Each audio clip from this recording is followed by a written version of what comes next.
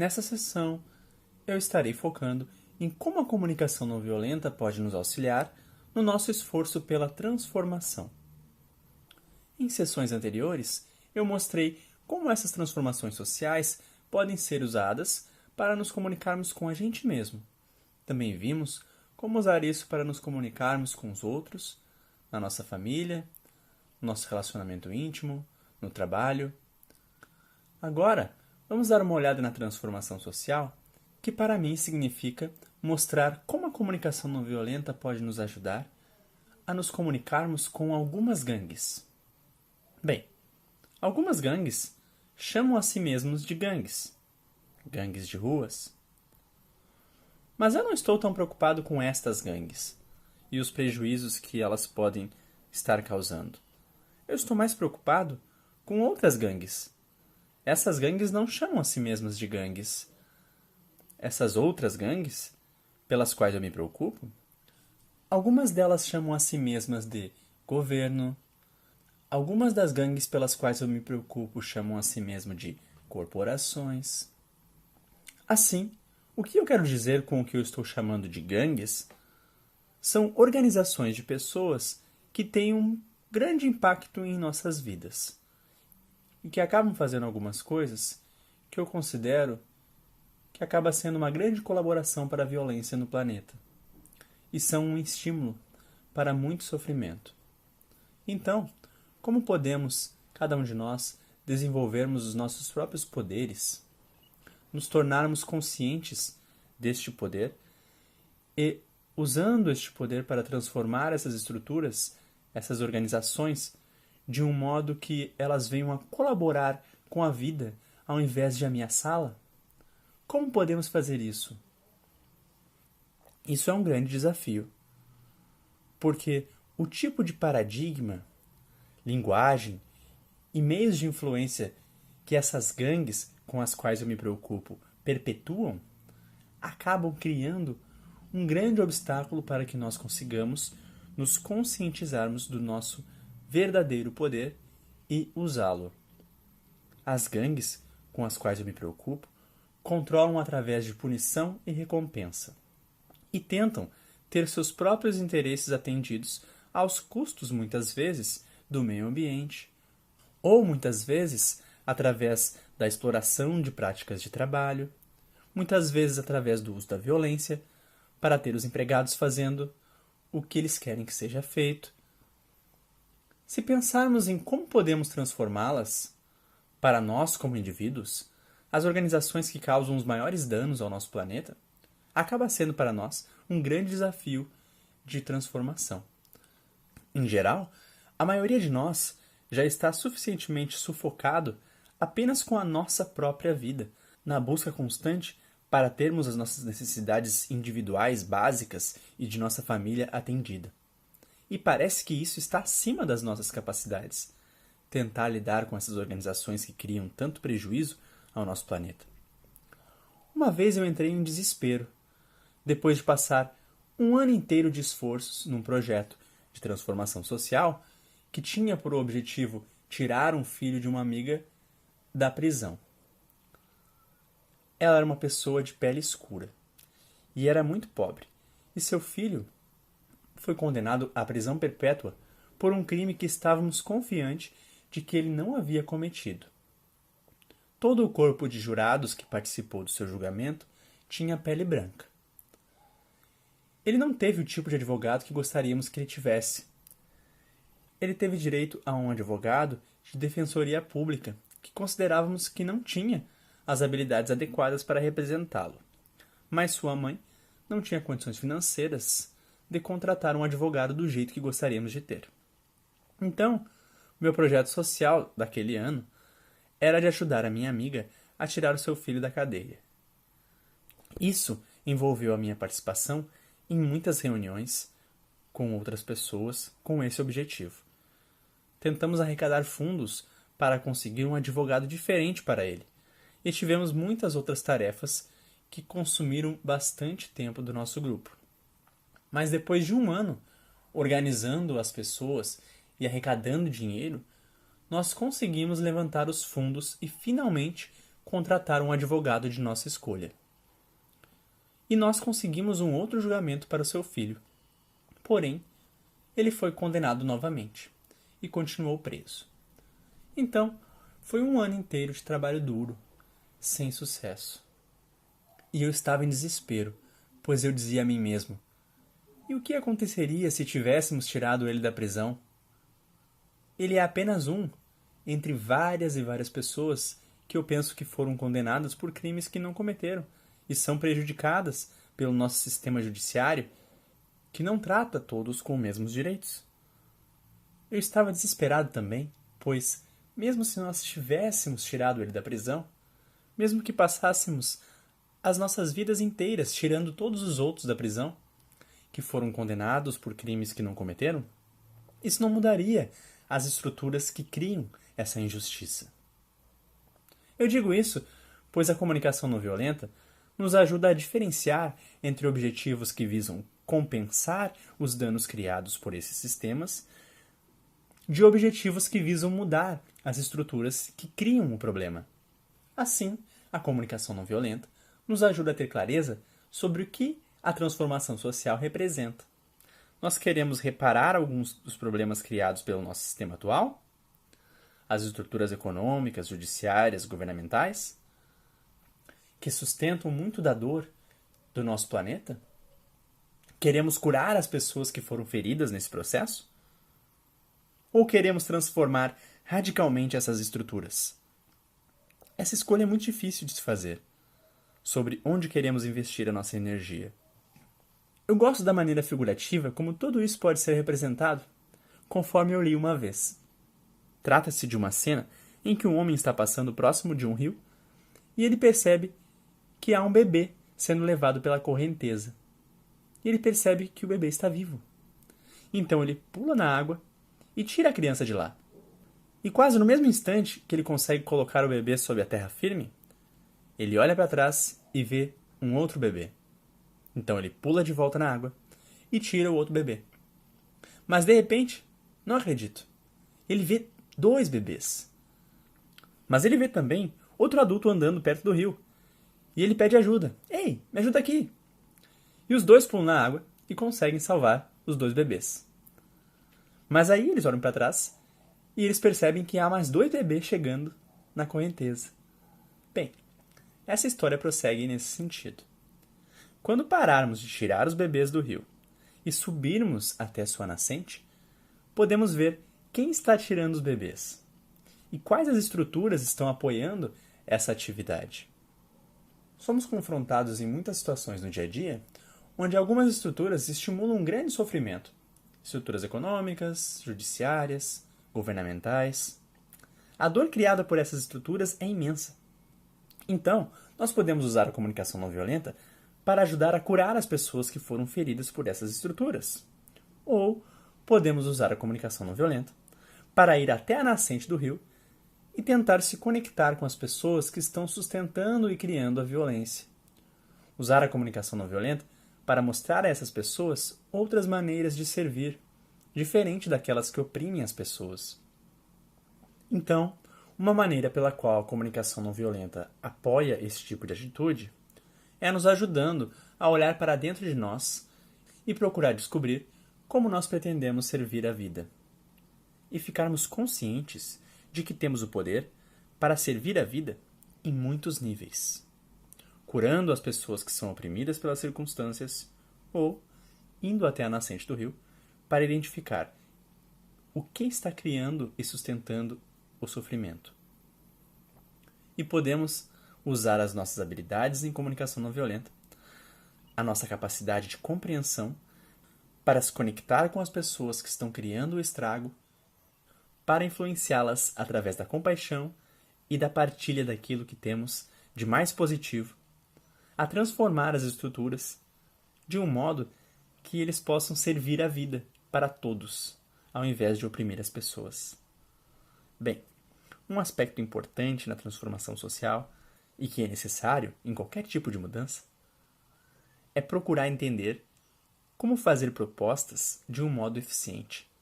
Como propor mudanças, 1, 2, quantas vezes foram necessárias, de um modo que nos ajude a criar a transformação social na qual estamos interessados.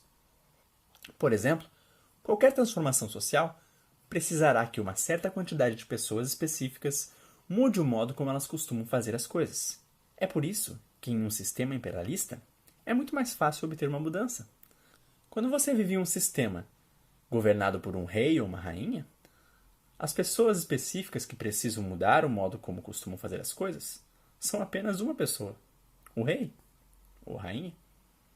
Tudo o que você precisa fazer é conseguir uma reunião com essa pessoa e mostrar a ela uma maneira mais compassiva e eficiente de cuidar dos negócios. E se ela concordar com você, isso significa que você conseguiu criar transformação social. Basta que uma pessoa mude, e isso afetaria todas as pessoas que vivem sobre aquele regime político. Bem, nós criamos estruturas muito mais complicadas do que aquelas que costumávamos ter quando vivíamos em reinados. Hoje em dia, para que tenhamos sucesso em uma transformação social, normalmente poderíamos precisar nos esforçar para que, no mínimo, 51% das pessoas de um local votem diferente. Ou poderíamos precisar que uma quantidade mínima de pessoas em um comitê votem a favor de algo que desejamos. Este comitê poderia estar relacionado ao governo, tendo poder suficiente para fazer algo que desejamos que seja feito. Então, talvez, 4 dos 7 membros desse comitê precisaria acolher a nossa maneira de pensar. Assim, poderíamos promover uma grande transformação social. Então, independente de precisarmos do apoio de 51% de uma população, ou de uma pessoa que exerce maior poder, ou de a maioria em um comitê, a transformação social envolve a promoção de uma conscientização de que há outras maneiras para se fazer as coisas, além da que essas pessoas costumam escolher fazer. Isso se quisermos promover uma transformação social não violenta. Queremos que essa transformação ocorra através de uma mudança de postura voluntária de uma massa crítica de pessoas da sociedade. E é claro que uma transformação social através da violência basicamente tentaria remover a pessoa que está exercendo a função de maior poder, colocando outra pessoa no seu lugar. Agora, para exercitarmos os nossos poderes de transformação social usando a comunicação não violenta para influenciar positivamente pessoas chaves, precisamos ter acesso a essas pessoas. E obter esse acesso também é uma boa maneira de exercitarmos as nossas habilidades de transformação social. Para conseguirmos acessar essas pessoas chaves com as quais queremos nos comunicar, nós podemos precisar influenciar pessoas que têm o poder de nos dar este acesso. Pode ser que precisemos de uma equipe muito competente e grande trabalhando conosco para realizar essa conscientização e transformação que estamos buscando. Então, precisaremos usar a comunicação não violenta para organizar um grupo de pessoas que compartilham da nossa perspectiva. Um exemplo de como a comunicação não violenta pode apoiar os nossos esforços para a transformação social ocorreu em um projeto no qual eu estive envolvido, onde queríamos criar uma escola em uma cidade. Uma escola que demonstrava que podia educar aqueles estudantes que foram expulsos das demais escolas. Queríamos mostrar que se nós compreendêssemos esses estudantes e compreendêssemos as suas necessidades, nós poderíamos criar uma estrutura escolar na qual eles poderiam aprender tão bem quanto os demais estudantes. E eles poderiam aprender através de meios menos violentos daqueles que são vistos em muitas escolas. Entretanto, essa escola requeria muita cooperação da nossa parte para que fosse criada. Nós precisávamos, em primeiro lugar, encontrar pessoas para trabalhar conosco neste projeto. Precisávamos encontrar algumas pessoas que gostariam de dar aula nessas escolas e depois tínhamos de treiná-los. Precisávamos encontrar um edifício onde iríamos ter a base física da escola. Nós precisávamos encontrar pessoas que sabiam como pesquisar a eficiência da escola, pois parte do nosso projeto de transformação social seria mostrar às demais escolas públicas daquela região como escolas como essas poderiam ser criadas, e gostaríamos de usá-la como uma escola modelo. Então, iríamos precisar de pessoas para fazer pesquisas para mostrar como as metas acadêmicas poderiam ser atingidas concomitantemente com uma redução na violência. Isso requeria fazer muitas propostas, muitos pedidos, falar com muitas pessoas e explicar a elas sobre o projeto e ver se poderíamos influenciá-las positivamente para juntarem-se a nós. Agora, um dos ingredientes essenciais desse projeto era obter dinheiro suficiente para fazer todo esse trabalho, e nós estávamos tendo bastante dificuldade com isso. Eu era um dos membros desse projeto de transformação social, e além de mim haviam também alguns membros de gangues de rua trabalhando na equipe, um grupo chamado The Zulu 1200. E um dos membros mais influentes dessa gangue era um cavalheiro chamado El Chappelle. Um dia, nós estávamos conversando sobre este trabalho de transformação social e estávamos falando o quanto nos sentíamos desencorajados, pois precisávamos de $50.000 para realizar este projeto, e nós certamente não tínhamos aquele dinheiro. Naquele tempo, nós já estávamos desesperados o suficiente em relação ao dinheiro para as coisas mais simples como as nossas necessidades de sustento da nossa própria família. Então, o líder da gangue disse para mim: "Ei, você não conhece ninguém que dá dinheiro para os outros?" Ele estava se referindo a alguma fundação, e ele sabia que eu havia dado alguns treinamentos a alguns gerentes de uma fundação. Eu disse: "Sim, eu trabalhei em uma fundação." E ele disse: "Bom, vamos lá pegar o dinheiro." E eu disse: "Oh, eu gostaria que fosse fácil assim. Para conseguir dinheiro daquela fundação, você precisaria escrever uma proposta de projeto. E você precisaria saber como escrever um projeto. E eu não tenho certeza se temos os recursos para fazer isso agora. Isso também leva bastante tempo. E pelo que eu soube, o período de inscrição de projetos está fechado por agora. E só vai abrir de novo daqui a alguns meses." E ele disse: essa é a sua maneira de fazer as coisas. Você conseguiria arranjar uma reunião com eles?" E eu disse: eu acho que eu consigo marcar uma reunião, sim." E ele disse: "Legal, vamos lá, então." E pegamos o dinheiro. E eu disse: peraí, não é tão fácil assim." E ele disse: "Você cuida de marcar a reunião e deixa que eu resolvo o resto." E eu perguntei: "Mas o que você faria se eu conseguisse uma reunião?" E ele disse: "Deixa que eu resolvo." Então, eu liguei para a fundação e a secretária que atendeu a ligação me reconheceu do tempo que eu estive lá fazendo alguns treinamentos com eles. E eu solicitei uma reunião com o diretor. E ela disse: "Bem, Dr. Rosenberg, você sabe o quanto o diretor é ocupado, mas eu irei perguntar se ele pode arrumar um tempo para encontrar você e te ligo de volta." E ela me ligou de volta, mais ou menos uma hora depois, e disse: "Ele tem 30 minutos hoje pela tarde, num período entre dois compromissos. E ele disse que gostaria de encontrá-lo para conversarem." Eu agradeci pela ajuda, então eu disse ao meu colega El Chappelle: "Eu consegui a reunião. Nós temos 30 minutos com ele. Mas o que você irá fazer? O que você pretende dizer nesse tempo?" E ele disse: "Deixa que eu resolvo." Então, fomos até lá.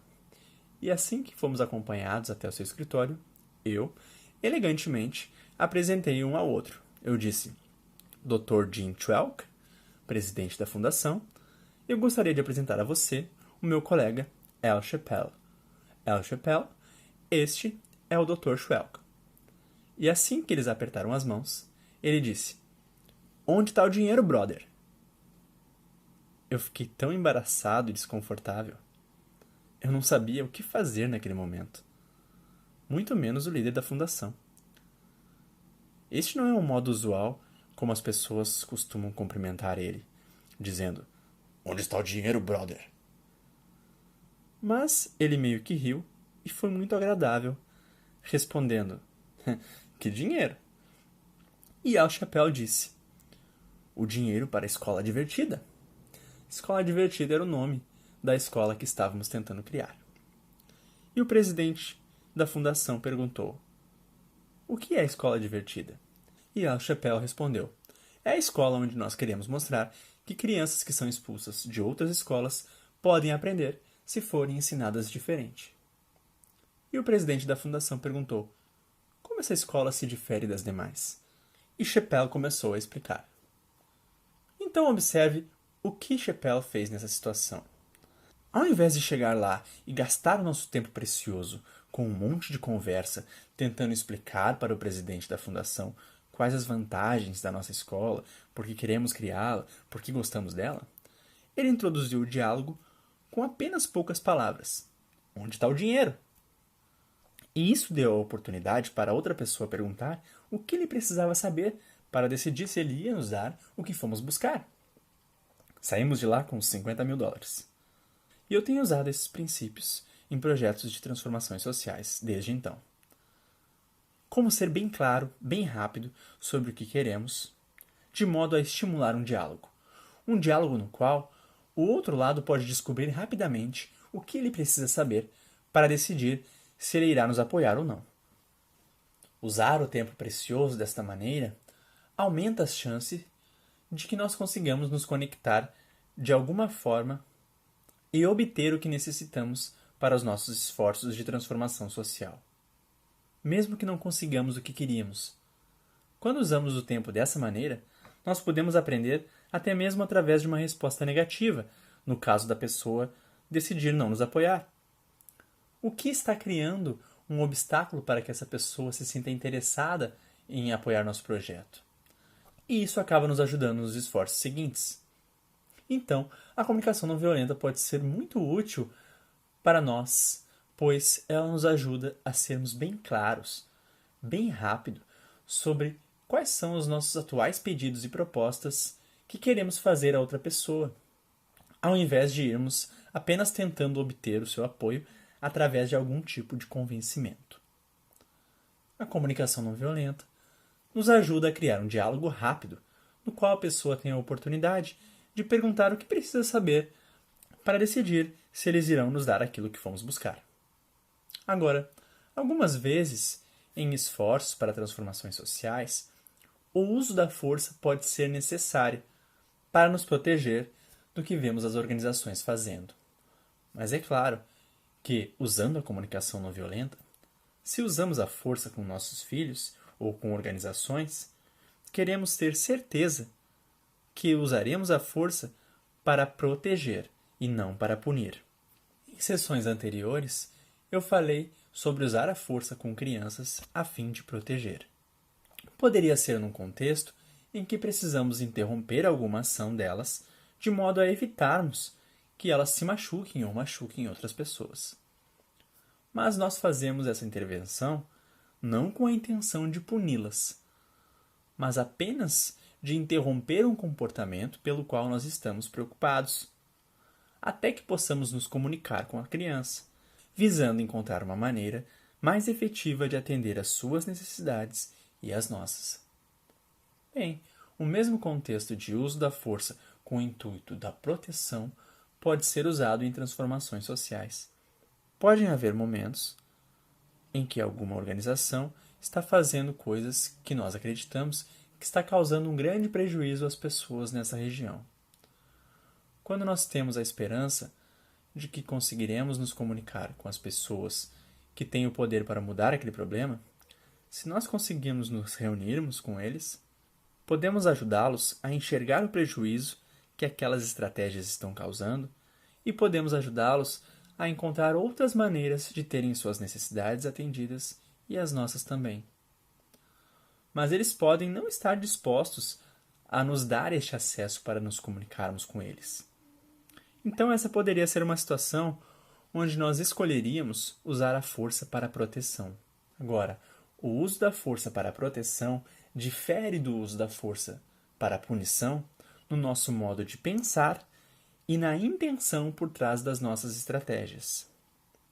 A diferença do modo de pensar é que quando usamos a força para a proteção, nós não vemos a outra pessoa como má, como alguém ruim, alguém que é errado ou inimigo e que merece ser punido por isso.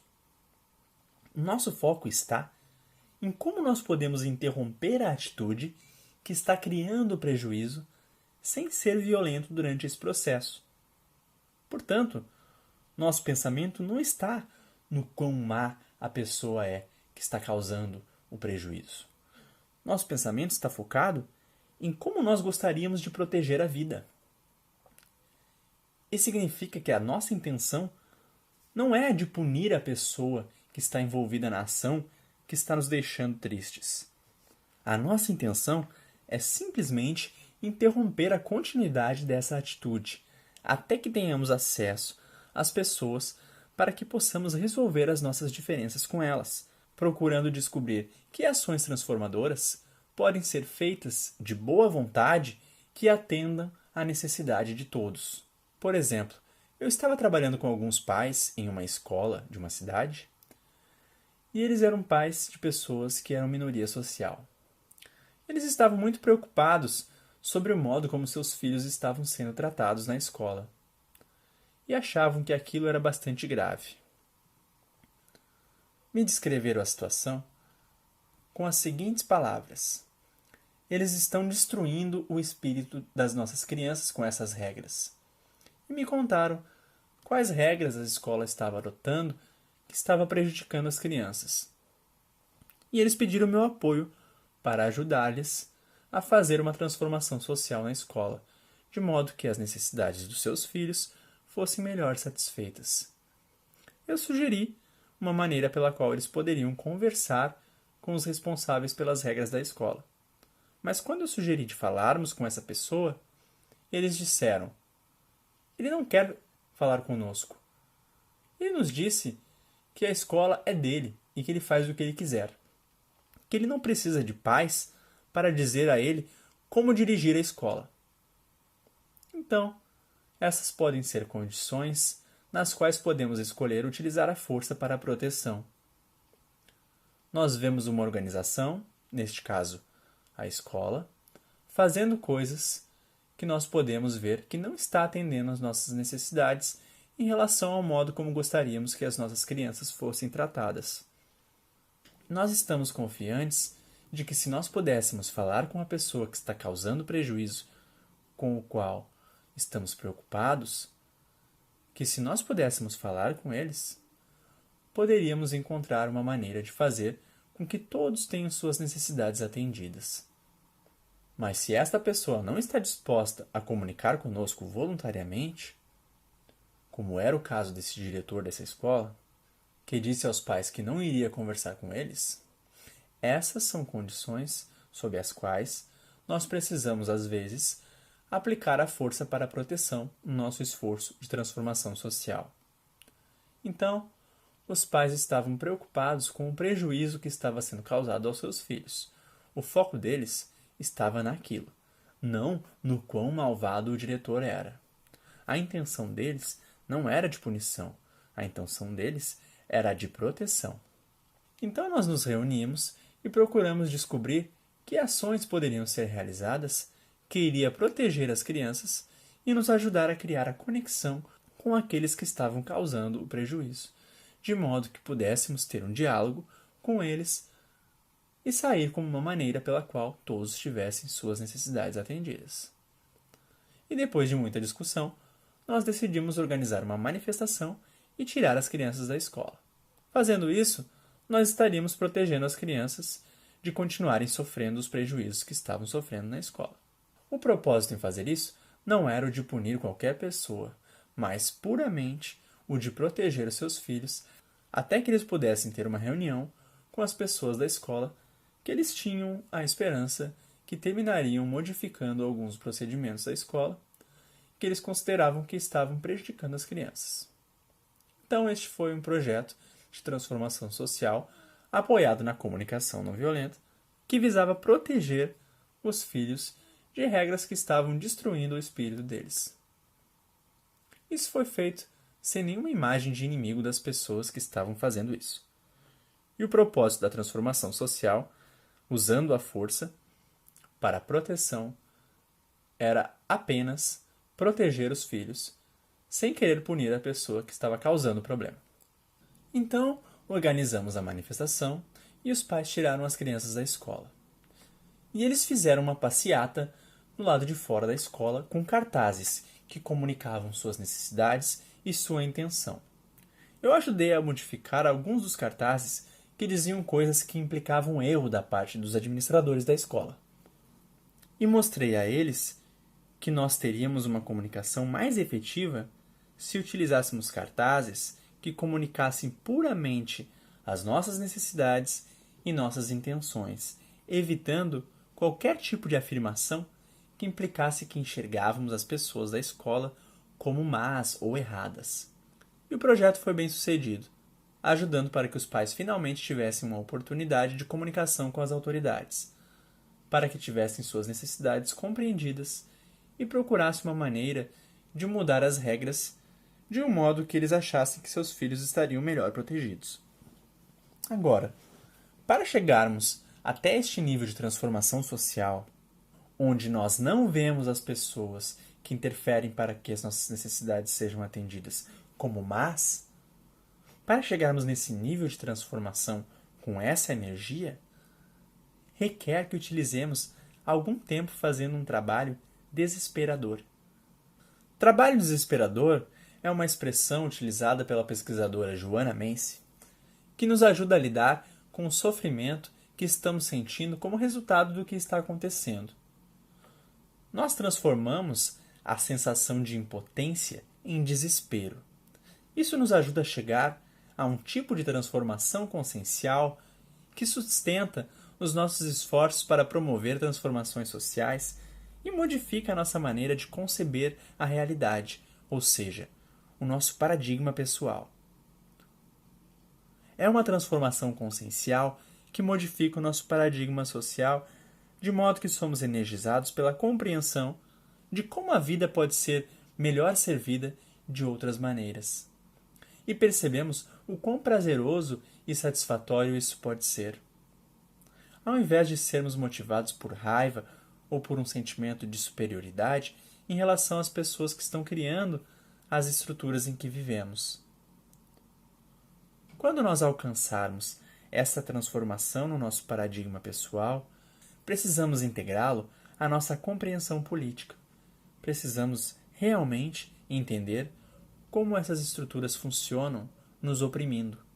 Porém, precisamos tomarmos cuidado com o tipo de paradigma que nos leva a apenas procurar a atitude correta dentro de nós mesmos, que nos ajuda a vivermos mais alegres e espiritualizados em um mundo repleto de violência, através da crença de que, se simplesmente conseguirmos transformarmos a nós mesmos, a energia que irá radiar da gente realizará sozinha a transformação de que precisamos. Eu estou convencido de que precisamos de mais do que apenas esse tipo de espiritualidade.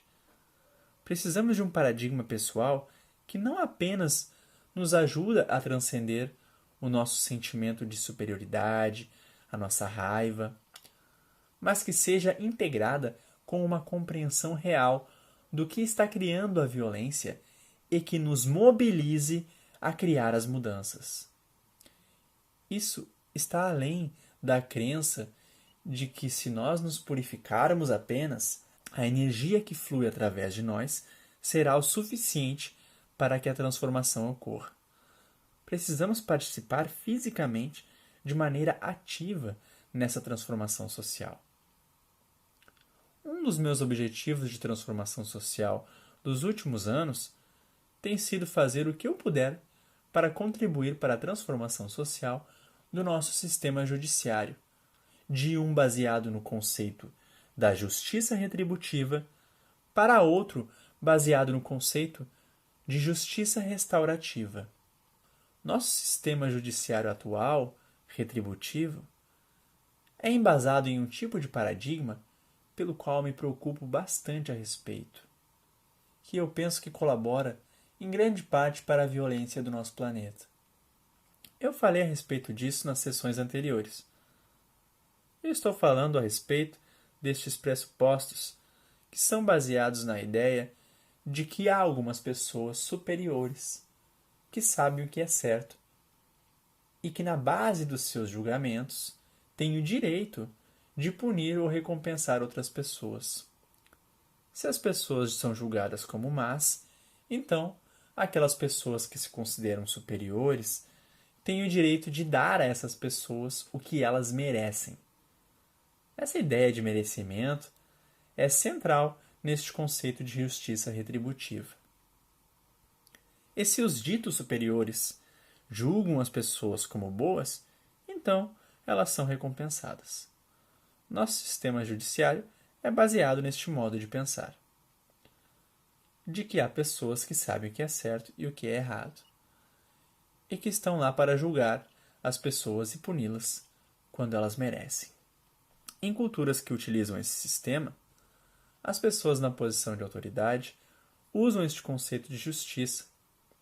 Assim, os pais que acreditam que são superiores aos filhos pensam que têm o direito de punir ou recompensar quando eles julgam que as crianças merecem aquele tratamento.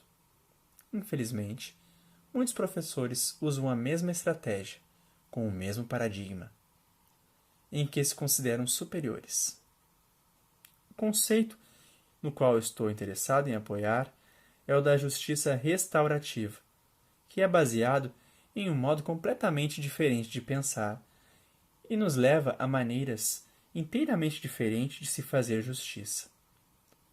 A justiça restaurativa tem como propósito encontrar maneiras para que todos tenham suas necessidades atendidas, de modo que a paz e a harmonia possa ser obtida quando o sofrimento e conflito existe entre partes envolvidas. Este tipo de paradigma pacifista, que procura por maneiras de ter as necessidades de todos atendidas, e não julga as pessoas como más e merecedoras de punição, opera através de 3 vias, ou 3 etapas, quando as necessidades de alguém não é atendida por algum tipo de crime. Primeiro, em relação à pessoa que foi afetada pelo crime. Queremos chegar a um resultado em que essa pessoa obtenha uma cura ou uma restauração que viabilize que suas necessidades sejam atendidas. Segundo, em relação à pessoa que agiu de uma maneira que criou a dor para o outro, nós queremos restaurar a situação através de um tipo de educação que favoreça para que essa pessoa sinta satisfação em colaborar com o bem-estar das demais pessoas, ao invés de fazer coisas que estimulem o sofrimento dela. E a terceira parte envolvida na justiça restaurativa é a comunidade, que forneceu a educação que contribuiu para a pessoa cometer o crime. Precisamos entender por que algumas pessoas têm as suas necessidades atendidas roubando, estuprando e fazendo coisas que causam bastante dor. O paradigma antigo diria que isso acontece porque essas pessoas são más e merecem ser punidas e sofrer por suas ações. Mas o paradigma da justiça restaurativa nos diz que essas pessoas estão tentando atender às suas necessidades da maneira pela qual elas foram educadas para atendê-las. Então precisamos olhar na comunidade como nós estamos fornecendo a educação neste sentido, e como estamos falhando nessa situação, e o que precisamos fazer para apoiar essa pessoa a aprender uma maneira diferente. E observar como nós estamos educando a pessoa e ter certeza de que estamos educando pessoas para enxergar o próprio bem-estar como algo conectado com o bem-estar das demais pessoas. Nós não podemos jamais atender às nossas necessidades de um modo plenamente satisfatório através do prejuízo das necessidades de outras pessoas. Agora, este conceito de justiça restaurativa não é algo novo. Há muitas culturas ao redor do mundo que têm utilizado historicamente a justiça restaurativa ao longo do tempo e continuam usando até hoje. Os antropólogos Margaret Mead, Ruth Benedict e Ashley Montagu estudaram essas culturas e descreveram o quão diferente é o paradigma pessoal e cultural dessas pessoas. E o quão diferente é o modo como eles lidam com aqueles que agem de uma forma a criar dor e desarmonia. Vejamos como isso se assemelha à justiça restaurativa. Nessas culturas, em que vemos um tipo de justiça completamente diferente, cujo paradigma não assume que as pessoas são más ou boas por natureza, eles consideram que todos nós, quando estamos funcionando em harmonia com a natureza, sentimos satisfação mais do que qualquer coisa quando estamos contribuindo para o bem-estar uns dos outros. E, portanto, quando eles veem alguém contribuindo para causar dor nas demais pessoas, eles não interpretam esse indivíduo como alguém mau. Eles acreditam que a pessoa esqueceu o poder que ele tem para enriquecer a vida e o quão maravilhoso é colaborar para o bem-estar das demais pessoas. Então eles trazem pessoas conhecidas para ficar ao redor deste indivíduo. E eles fazem um círculo no qual essas pessoas ao redor dizem todas as coisas que este indivíduo fez que enriqueceu a vida deles. Porque o paradigma deles não implica que esse indivíduo é mau porque fez e merece ser punido. Eles acreditam que a pessoa só agiria daquela maneira se ela tivesse de alguma forma desconectada de sua essência, que leva a esquecer o quão maravilhoso é colaborar para o bem-estar uns dos outros.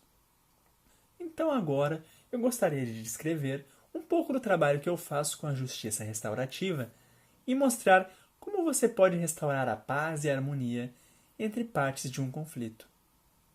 Para isso, precisamos de um paradigma diferente, um que implica que todos nós sentimos prazer ao contribuir para o bem-estar uns dos outros, a menos que algo nos desconecte da nossa natureza. E então o que nós precisamos fazer para restaurar a paz e a harmonia é reconectar as pessoas com aquilo que elas precisam compreender, que as ajudará a sentir satisfação natural em contribuir para o bem-estar das demais pessoas, ao invés de agir de maneira a causar dor nessas pessoas. Por exemplo, se eu estivesse trabalhando com um pai que molestou a sua filha sexualmente, e infelizmente eu tive a oportunidade de fazer este tipo de justiça restaurativa em muitos locais, pois, infelizmente, isso acontece muito, onde pais acabam se desconectando da sua natureza, de modo que eles encontram maneiras de agir que podem ser muito dolorosas, mesmo para as pessoas pelas quais eles mais se importam.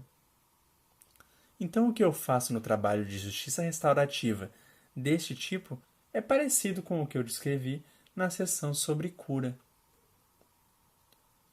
Eu encontro a pessoa que foi molestada, neste caso a filha, junto com o pai e tento engajá-los em um diálogo para criar a conexão que ajudará a restaurar a paz e a harmonia entre as duas partes.